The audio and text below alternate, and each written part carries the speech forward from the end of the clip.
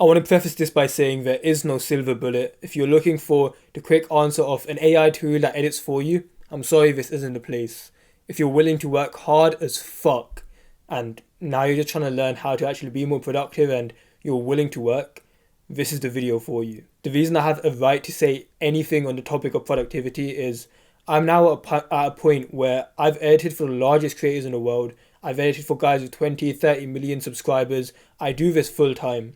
I don't go to uni because of this, and I no longer need to work a normal job. And I got to this point while I was in full-time education, and even now, I've gotten to the point where I work a couple days a week, and for the rest of the week, I do other projects, and I'm basically working for fun at this point. That's what happens when you become productive, and today I'm going to share the protocols, the tips, the sort of techniques that I use in order for me to get to a point like this, because I wasn't always like this. Being able to work in a weird way, it's something that was never taught to you. You've probably had that before where you'll sit down to work, to edit, and you just simply can't get started. First thing I need you to realize is it's not your fault. You've been trained like this. You haven't had anyone that came up to you and taught you about deep work, anyone that's come to you and taught you these are the ways that we work productively. In school, you're valued basically for just memorizing a few things, and as long as you get the answers right, okay, cool.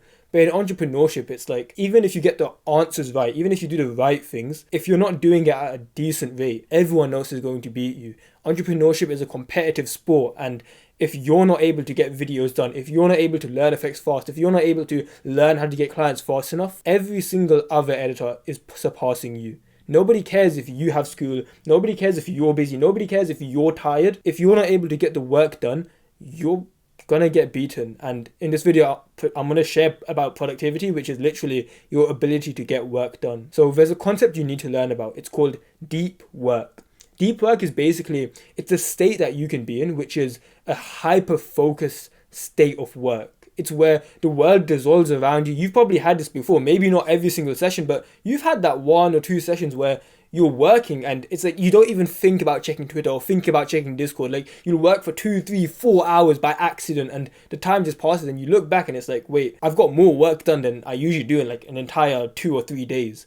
That was you being in a deep work state, whether you knew it or not. If you can reliably get into that deep work state, you basically become a productivity machine, and this is the point that I've gotten up to. It's 5:37 a.m. right now. I already have done a deep work session. This is my second deep work session now, and I'm going to do another deep work session after this. I've gotten to the point where I can completely focus like that. Essentially, for you to get into this deep work state, this hyper focus, it takes you about 20 to 30 minutes. So I'm sure you've noticed whenever you're starting an editing session, you'll sit down, it feels kind of hard, you're trying to get distracted, but after around 20-30 minutes, it actually becomes a lot easier to focus. Like, it's hard at first to not distract yourself, but once you get past, it's easy, right? The problem is, on the way to that 20-30 minute mark, we introduce these small distractions. These things like, oh, we just check our phone, just quickly check if a client messaged us, check what that friend group chat is saying, and these things on their own, they don't seem that bad. It feels like, you know what, it's like, I'm just quickly checking. I'm not going to reply to them now. Like, obviously, I'm not going to distract myself. But what we don't realize is just simply checking the message. You even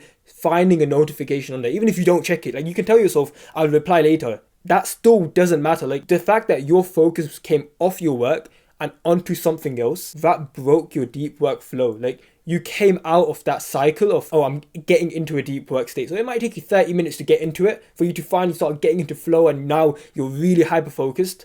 But then you're on the way there, and 10 minutes in, you distract yourself. You just check your phone. Just a quick check, it's like 10 seconds. It feels as though that costed you 10 seconds, but in reality, it costed you more like 10 minutes, 10, 20, 30 minutes, however long you were into your session. And we've come to a point, it sounds cringe, but as a society, you probably relate to this, where it's hard to not even check anything for 20 minutes. Even while you're watching this video, you've probably scrolled down to the comments, you've checked the sidebar. I'm surprised if a lot of people even are listening right now. They're watching this as if it's some podcast. When was the last time you genuinely watched a video and you just stared into the person's eyes? You actually gave it your focus. It would make sense that if you started doing that, you would make more progress from the lessons you're learning. In the same way, if you actually focused on editing and you didn't just like edit with like a YouTube video up, you would probably get more work done while editing. The thing that distracts you, it often isn't these huge things. It's small things like your phone being in the room, your phone notifications being on. I still don't understand how people have notifications on their phone. I have all my notifications off manually. Like, I go into the settings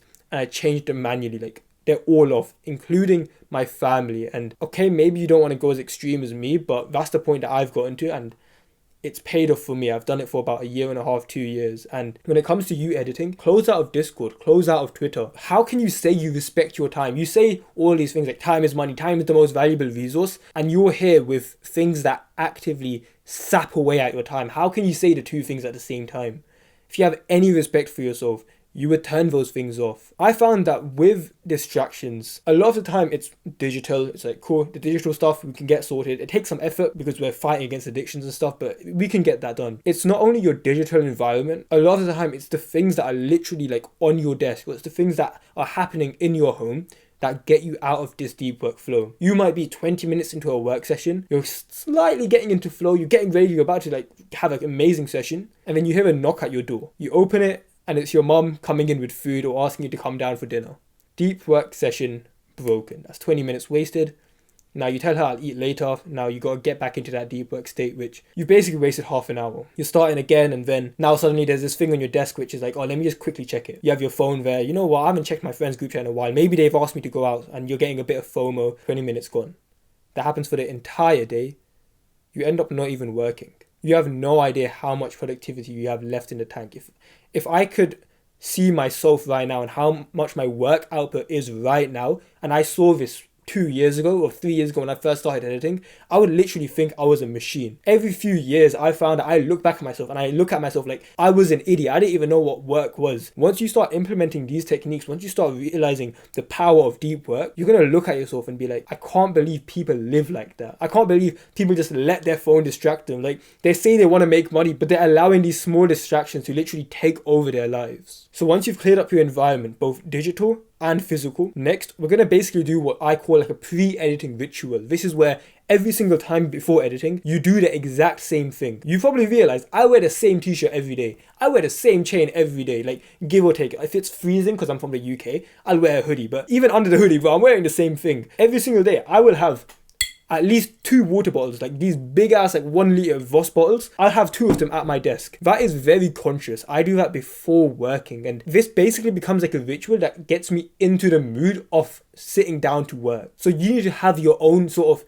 editing ritual which you do every single time, and it basically gets your brain in like a state of working. This is a bit woo-woo, but like, let's say even when you're going to school, you have like a certain mind, like a certain frame of like headspace, a certain perspective when you're going to school compared to when you're just chilling at home. You almost act like a different person. Maybe at school you're some social butterfly, like you've got your friends and you're just talking to them, but you come home and now suddenly you become like this recluse who's just chilling on his phone. How have you become 2 completely different people? There's a certain ritual that you have before you go to school. You get ready in the morning, you put your clothes on, you get your bag ready, you go into the car, you go drive or you walk, like whatever you do. Then you go to your first class, and then you speak to certain people, and there's the same teacher every single time, and it's like there's a certain ritual you go into, and that allows you to go into that school identity. That sounds really weird, but you have a different identity which you go into every single time you're at school. When you come back home, you have a certain ritual. You come back home, you throw your bag down on the floor, you pull your phone out, and you just scroll.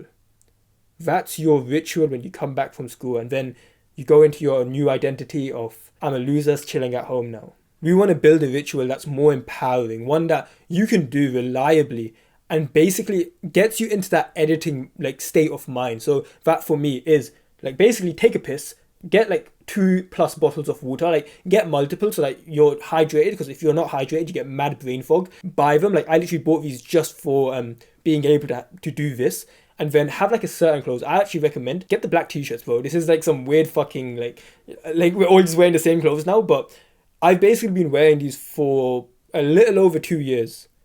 I used to be someone that was big into fashion. I used to go shopping like every day. I even in my wardrobe now, I have like a couple $1,000s worth of clothes. I had to sacrifice my love for fashion for business. And since that time, I've basically around 15 or 20x my income. It sounds insane. Oh, I wear the same clothes every day. But there's a reason why every single one of those like entrepreneurs that you hear, oh, Mark Zuckerberg, Elon Musk, like, all these entrepreneurs, they wear the same clothes every day. There's a reason for it. People called me a weirdo when I first started doing it, and now, I mean, it fucking worked. So now you've done your editing ritual, you've sat down. What do most people do? They open up Premiere and they're wondering, which video should I edit, or what work do I have to do? This is such a fundamental flaw of so many people's workflow, or just life in general. You shouldn't be figuring out what you're doing when you're sitting down to do the thing. You should have honestly known from yesterday. This is what we call basically being like the plane versus the pilot. You know how with a plane, it's like, it basically just follows the pilot's orders, right? The pilot sets the direction, the plane simply executes. When you're sitting down to work in your deep work session, you should just be executing. You're just a plane.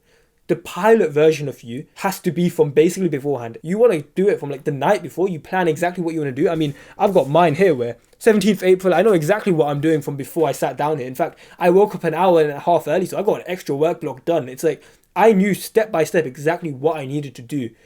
That's you being in pilot mode. The problem is most people try being both the pilot and the plane at the same time. They set the task while they're sitting down.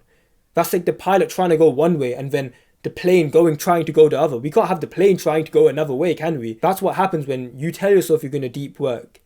And then you open up Twitter and you start coping and saying, I'm just looking for inspiration. Or you go on Discord and say, I'm just networking. Or I'm just like, bro, you're coping. You know what you were supposed to do. The problem is when we're sitting down, it seems like a hard task. So our brain naturally doesn't want to do it. To get around that, what we do is go into pilot mode from beforehand. And when we're sitting down, you want to be in plane mode. You just want to execute. So planned everything. We're sitting down to work. You work for 90 minutes. There's science behind this, there's proper studies, but basically there's something in our bodies called an ultradian cycle.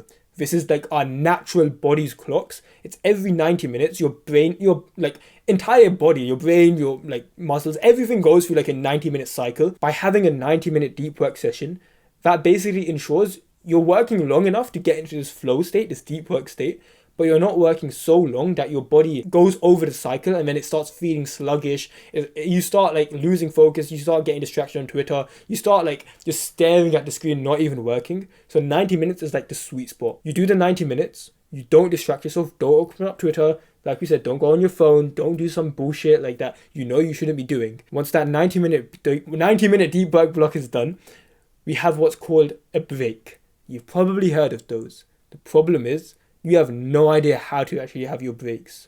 Realistically, what do you do during your breaks right now? You go on your phone, you go on Twitter, you go on Discord, you just chill. But you're chilling, you're relaxing, right? Your brain doesn't know the difference between focusing on editing and focusing on Twitter. Your eyes are still locked on the same place. Your brain is still focusing. It's just focusing on Twitter. It's just focusing on Discord. You having a break. The whole point is what's called deliberate defocus. You've just done deliberate focus for an hour and a half. Your brain needs a time to basically rejuvenate through deliberate defocus. This is where basically like your eyes are free to move around wherever. When you're going for a walk, your eyes aren't locked onto the road or your eyes aren't locked onto any one place. You physically can't because you keep on moving, right? That's deliberate defocus. This is where your brain rejuvenates. When you're just talking to your family, you're probably not dead staring in their eyes like this, right? Like you're naturally looking around, you make eye contact, then you're talking about this thing and you're showing them this thing. Like your eyes are moving around. Deliberate defocus. When you're eating, you're not staring at your plate. You're like, okay, you're eating and then you look at your fork and then you're looking around a bit, you're looking at the window. Deliberate defocus.